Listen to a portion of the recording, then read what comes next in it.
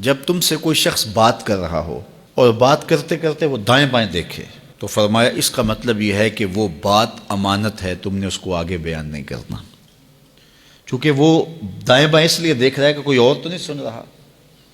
تو پھر اس کا مطلب کیا ہوا؟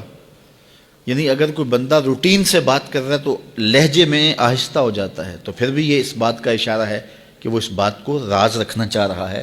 دیواروں کو بھی کان ہوتے ہیں تو وہ ذرا آہستہ بول رہا ہے، اور وہ بات کرنے سے قبل دائیں بائیں دیکھتا ہے کہ کوئی اور تو نہیں سن رہا، تو وہ آپ سے کر رہا ہے، تو اس نے یہ آپ کو کہا نہیں کہ یہ راز ہے۔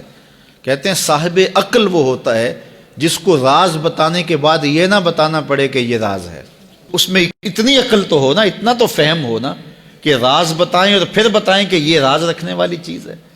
تو رازدار ایسا ہونا چاہیے کہ جس کو راز بتانے کے بعد یہ بتانا نہ پڑے کہ یہ راز ہے اور یہ راز نہیں ہے۔ تو بہرحال وہ کچھ اشارے ہوتے ہیں جو عاقل سمجھتا ہے، اور یہ کوالٹی اور یہ خوبی اور یہ وصف ہم میں سے ہر شخص کے اندر موجود ہونا چاہیے۔ اگر کوئی راز کی بات کرتا ہے تو پھر اس کے اعتماد پہ ہمیں پورا اترنا چاہیے، وہ راز راز ہی رہے۔ اور بندہ کہتا ہے کہ میں یہ راز کسی اپنے رازدان کو بتاؤں گا، تو پھر اس کے بھی تو اپنے رازدان ہوتے ہیں نا۔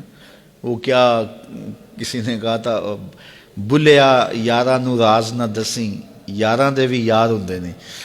تو پھر یاروں کے بھی آگے یار ہوتے ہیں، پھر ان کے بھی آگے پھر راز تو ہوتا ہی نہیں ہے، پھر تو وہ پھیلتا چلا جاتا ہے۔ تو آپ تک آ گیا، بس آپ تک آ گیا، وہ سینے میں سما گیا، ساری زندگی قبر میں لے کے جانا جو راز ہے۔ تو اب بعض کا ایسا ہوتا ہے کہ کوئی شخص اس کو راز سمجھ رہا ہوتا ہے، آپ کے نزدیک وہ بڑی بات نہیں ہوتی، اور آپ اس کو آگے روایت کر دیتے ہیں۔ تو جب اس نے آپ کو راز کے طور پہ کہا ہے، وہ بڑی بات نہیں بھی تھی، لیکن آپ اس کو راز رکھیں گے تو یہ بڑی بات ہوگی کہ اس نے راز سمجھا اور وہ بڑی بات نہیں تھی، لیکن آپ نے اس راز کو راز ہی رہنے دیا اور ساری زندگی اس راز کو جو ہے وہ فاش نہیں کیا ہے، تو یہ ایک بڑی بات تھی۔ تو یہ حضور علیہ الصلوۃ والسلام کا فرمان ہماری اخلاقی قدروں